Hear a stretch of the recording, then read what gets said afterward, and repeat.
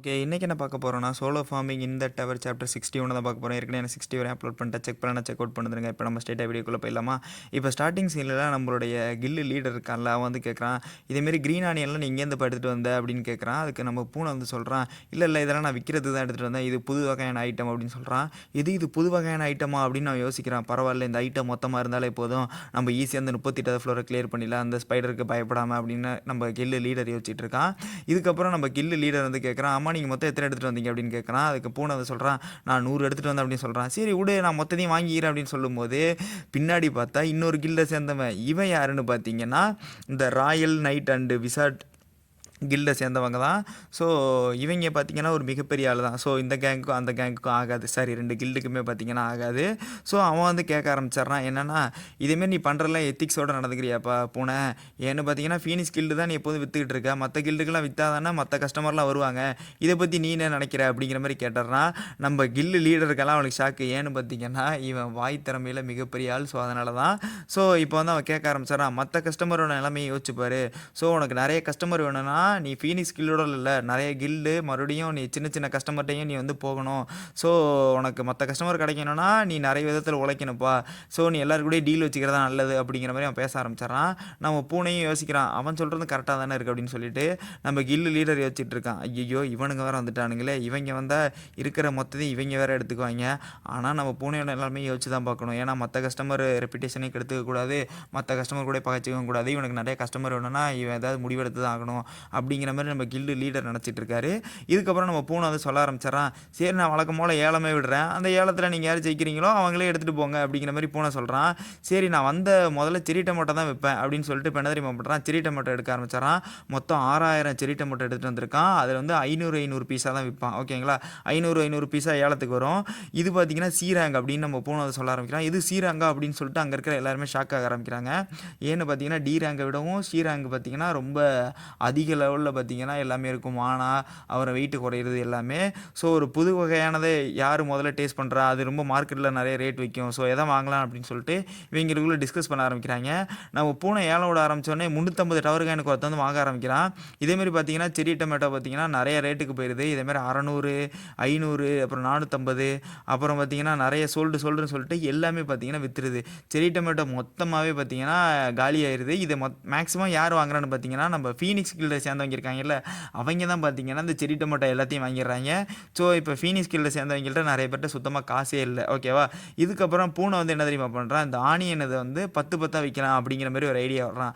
இது எப்படி 500 விற்றானா அது எப்படி 10 விற்கலாம் அந்த ஆனியன் அப்படின்னு சொல்லிட்டு முடிவு பண்ண ஆரம்பிக்கிறான். இப்போ பூனை வந்து 10 வந்து விற்க ஆரம்பிக்கிறான். அதை கேட்டால் நம்ம ஃபீனிக்ஸ் கில் லீடர் இருக்கான்ல வந்து, நான் வந்து 130 டவருக்கு எனக்கு வாங்கிறேன், 135 அப்படின்னு சைடில் போட்டுட்டு இருக்கானுங்க. 155 அப்புறம் 165ன்னு சொல்லி போயிட்டு கடைசியாக நம்ம ஃபீனிக்ஸ் கில் லீடருக்கு வந்து 1 தரம் 2 தரம் 3 தரம் ஃபீனிக்ஸ் கில் லீடருக்கு வித்தாச்சு அப்படின்னு சொல்லிட்டு 10 கட்டை வந்துட்டு நம்ம ஃபீனிக்ஸ் கில் லீடருக்கு கொடுத்துட்றானுங்க. அடுத்த கட்டு எல்லாமே யாருக்கிட்ட போகுதுன்னு பார்த்தீங்கன்னா நம்மளுடைய மற்ற கில்டை சேர்ந்தால இன்னொருத்தன் ஆப்போசிட்டில் வந்தால. ஸோ அவன் பார்த்தீங்கன்னா நிறைய காசு கொடுத்து அடுத்தடுத்து வாங்கிக்கிட்டே இருக்கிறான். நம்ம ஃபீனிக்ஸ் கில் லீடர் என்ன தான் ட்ரை பண்ணாலுமே அவன் பார்த்தீங்கன்னா அசால்ட்டாக கொடுத்து வாங்கிட்டே இருக்கான்.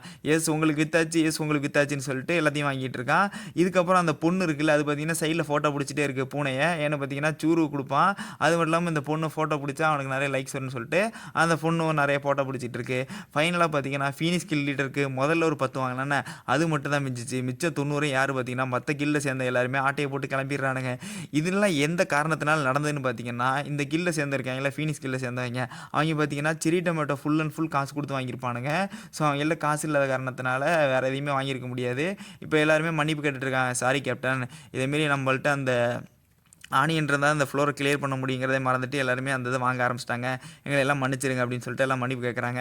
அது கில்லு லீடர் வந்து என்ன தெரியுமா சொல்கிறான், உங்களோட விருப்பம் நீங்கள் வாங்குறது நான் அதில் தலையிட விரும்பல அப்படின்னு சொல்லிட்டு இப்போ எல்லோரும் சகஜமாகறானுங்க. இதுக்கப்புறம் அந்த பொண்ணு வந்து சொல்லுது, இதேமாரி தியோ உங்களை பர்சனலாக மீட் பண்ண விரும்புகிறார் அப்படின்னு சொல்லிட்டு தியோவும் இப்போ அந்த ஃபீனிக்ஸ் கில் லீடர் வந்து தனியாக பேச ஆரம்பிக்கிறாங்க. அந்த இடத்துல நம்ம பூனை வந்து கேட்குறான், ஆமாம் நம்ம பாக்ஸிஞ்சன் ஃபேமிலி எங்கே தங்கியிருக்கு அப்படிங்கிற மாதிரி கேட்குறான். ஆமாம் இந்த இடத்துல தங்கியிருக்கு அப்படிங்கிற மாதிரி நம்மளுடைய ஃபீனிக்ஸ் கில் லீடர் சொல்கிறான். அதை கேட்டால் நம்ம பூனை எல்லாத்தையுமே தனித்தனியாக நோட் பண்ணிக்கிறான். ஆரம்பிக்கிறான். ஏன்னா ஹீரோட்ட எல்லாத்தையும் சொல்லணும்ல. ஸோ இதுக்கப்புறம் வந்துட்டு பார்த்தீங்கன்னா, நம்ம ஃபீனிக்ஸ் கில் லீடர் சொல்ல ஆரம்பிக்கிறாரு. இதேமாரி அவங்க ஃபேமிலிய வந்து நாங்க ரொம்ப பத்திரமா தான் பார்த்துக்கிறோம். ஸோ எந்த விதமான கவலையும் இல்ல. இதேமாரி டாப் லெவல் ரிலேட்டடான அசோசியேஷன் அது மட்டும் இல்லாம பார்த்தீங்கன்னா, செக்யூரிட்டி தான் போட்டிருக்கோம். ஸோ எந்த விதமான பிரச்சனையும் இல்ல அப்படிங்கிற மாரி சொல்ல ஆரம்பிக்கிறான். ஃபைனலா நம்ம பூனை புரிஞ்சுக்கிறான். சரி அவங்க ஃபேமிலிய நீங்க நல்லா பார்த்துக்கிறீங்க. அதேமாரி உங்களுக்கு தனியா ரிவார்டு தரணும் பாக் செஞ்சன் விரும்பினாரு அப்படின்னு சொல்லிட்டு இப்ப என்ன தெரியுமா பண்றான், 200 செர்ரி டொமேட்டோ அது மட்டும் இல்லாம 50 அந்த ஆனியன் இருக்குல்ல. ஸோ அந்த ஆனியனே பரிசா குடுக்குறான். யார் குடுக்குறான்னு பார்த்தீங்கன்னா, ஹீரோ தான் குடுத்துருப்பான். ஸோ அத வந்து பூனை வந்து இங்க டெலிவரி தான் பண்றான். ஸோ நம்ம பூனை வந்து சொல்ல ஆரம்பிக்கிறான். இந்த ரிவார்ட நீங்க மறக்காம ஏத்துக்கணும். இது வந்து பாக் செஞ்சன் சொல்ல சொன்னாரு அப்படிங்கிற மாரி நம்ம பூனை வந்து சொல்றான். சரி நான் அத ஏத்துக்கிறேன். பாக் செஞ்சனுக்கு நன்றி சொன்னதா சொல்லுங்க.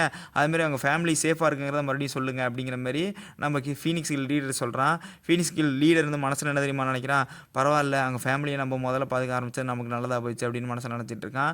இதுக்கப்புறம் பூனை வந்து ஒரு இன்னொரு டீல் சொல்றான். இதேமாரி என்கிட்ட ஒரு சீக்ரெட்டான ஒரு ஐட்டம் இருக்கு. அந்த ஐட்டத்த நீங்க வாங்கிக்கிறீங்களா? இது வேற யார்ட்டயும் நான் காமிச்சதே கிடையாது அப்படிங்கிற மாரி சொல்லிட்டு இருக்கான். என்ன விதமான சீக்ரெட் ஐட்டம் அப்படின்னு ஃபீனிக்ஸ் கில் லீடர் கேட்குறான். இதுக்கப்புறம் பார்த்தீங்கன்னா 99th ஃப்ளோர காமிக்கிறாங்க. அது என்ன சீக்ரெட் ஐட்டம்னு நம்மள்ட்ட காமிக்கல. ஸோ இப்போ 99th ஃப்ளோர காமிக்கிறாங்க. 99th ஃப்ளோரில் நிறைய செங்கல்ல செஞ்சுட்டு இருக்காங்க.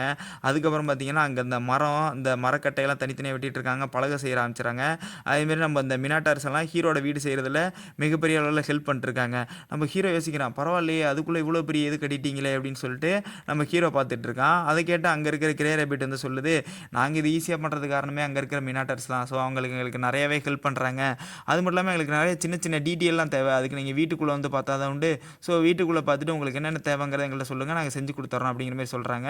நம்ம ஹீரோ அப்புறம் கிரே ரேபிட் அப்புறம் பிளாக் ரேபிட் இவங்க தான் உள்ள போயிட்டு இருக்காங்க. நம்ம குட்டி கரணி தூரத்துல இருந்து பார்க்குறான். சரி நம்மளும் உள்ள போவோமே, வீட்டுக்குள்ள என்ன இருக்குன்னு பார்த்துருவோமேன்னு சொல்லிட்டு அவனும் உள்ள போயிட்டு இருக்கான். நம்ம ஹீரோ வந்து சொல்றான், இங்க ஒரு பெட் போட்டுருங்க. அதுமாரி இங்க சேர் வச்சிருங்க அப்படின்னு சொல்லிட்டு தனித்தனியா ஸ்பெசிஃபிகேஷனா சொல்லிட்டு இருக்கிறான். இதுக்கப்புறம் பார்த்தா தெரியுது நம்ம குட்டி கரடி இருக்கான்ல, அவன் வந்து உள்ள வர ட்ரை பண்ணிட்டு இருக்கிறான். ஆனா உள்ள வர முடியல. அந்த பாதை ரொம்ப சின்னதா இருக்குது. ஸோ டேய் குட்டி கரடி உள்ள வராதடா, நீ உள்ள வந்தீங்கன்னா மொத்தமும் உடஞ்சு போயிருண்டா. ஸோ வெளியே போடா அப்படின்னு சொல்லி நம்ம குட்டி கரடியே பொறுமையாக சொல்லி இப்போ வெளியே அனுப்பிட்டு இருக்கான். இதேமாரி நீ உள்ளே வந்தீங்கன்னா கொஞ்சம் இடம் பத்தாது. ஸோ அதனால் பார்த்தீங்கன்னா வீடு எரிய வாய்ப்பு இருக்குது. ஸோ நீ கொஞ்சம் வெளியே ஏறு அப்படின்னு சொல்லிட்டு நம்ம குட்டி கரடியை சமாதானப்படுத்தி பொறுமையாக வெளியே அனுப்பிச்சிட்டு இருக்கான். குட்டி கரடிக்கு ரொம்ப வருத்தமாயிருது. இதுக்கப்புறம் பார்த்தீங்கன்னா கிரே ரேபிட்டும் நம்மளுடைய ஹீரோவும் தனித்தனியாக பேச ஆரம்பிச்சிடறாங்க. இதேமாரி இதெல்லாம் நல்ல நல்ல ஐட்டம், இதெல்லாம் நல்ல நல்ல மெட்டீரியல் அப்படின்னு சொல்லிட்டு தனித்தனியாக பேச ஆரம்பிக்கிறாங்க. நம்ம குட்டி கரடி ரொம்ப சோகத்தில் இருக்கான். இதை யார் சமாதானப்படுத்துகிறேன் பார்த்தீங்கன்னா, நம்ம செகண்ட் ஜென்ரேஷன் பி இருக்காங்கல்ல. ஸோ அவங்க தான் சமாதானப்படுத்திட்டு இருக்காங்க. நீ ஒன்றும் வருத்தப்படாத, நீ சின்னதானா உள்ளே போயிடலாம் அப்படின்னு சொல்லிட்டு. ஸோ இதுக்கப்புறம் நம்ம குட்டி கரடி அழுக ஆரம்பிக்கிறான். நான் சின்னதாகணும், நான் என்னால் சின்னதாக முடியல அப்படின்னு சொல்லிட்டு அழுதுகிட்டு இருக்கான். இந்த டயத்தில் தான் அங்கே ஒரு மிராக்கல் நடக்குது. என்னன்னு தெரியல, ஏதோ ப்ரௌன் கலரில் ஏதோ மாதிரியே ஒரு லைட்னிங் ஆட்டம் ஒரு எஃபெக்ட் தனியாக வர ஆரம்பிச்சிருது. நம்ம ஹீரோ கேட்குறான், ஆமாம் இதெல்லாம் நல்ல நல்ல மெட்டீரியல் இல்லை அப்படின்னு கேட்குறான். ஆமாம் இதெல்லாம் நல்ல நல்ல மெட்டீரியல் இல்லை அப்படின்னு சொல்லிட்டு நம்ம கிரே ரேபிட் வந்து எக்ஸ்பிளைன் பண்ணிட்டுருக்கான். இதுக்கப்புறம் தூரத்துலேருந்து குரல் டேடி அப்படின்னு சொல்லிட்டு நம்ம ஹீரோட நெஞ்சில் யாரோ மிதிக்கிறாங்க. யாருன்னு தெரில. திடீர்னு பார்த்தா அவன் எங்கேயோ தூரத்தில் போய் விழுந்துடுறான். யாரா நீங்கள் இப்போ என்னடா பிரச்சனை பண்ண வந்திருக்கீங்க, டே குட்டி கரடி அமைதியாக இருக்க மாட்டியாடா அப்படிங்கிற மாதிரி ஹீரோ சொல்லிட்டு இருக்கான். அதுக்கப்புறம் பார்த்தா தெரியுது குட்டி கரடி பார்த்தீங்கன்னா நம்ம பிளாக் ரேபிட் இருக்கான்ல, அவன் சைஸுக்கு வந்துடுறான். இவன் புறா இவ்வளோ சின்னதானா அப்படிங்கிற மாதிரி ஹீரோ பார்த்துட்டு இருக்கான். இதோடைய அந்த சாப்டர் முடியுது. நான் சீக்கிரம் அடுத்தடுத்த சாப்டர் அப்லோட் பண்ண ட்ரை பண்ணுறேன். தேங்க்யூ, பாய்.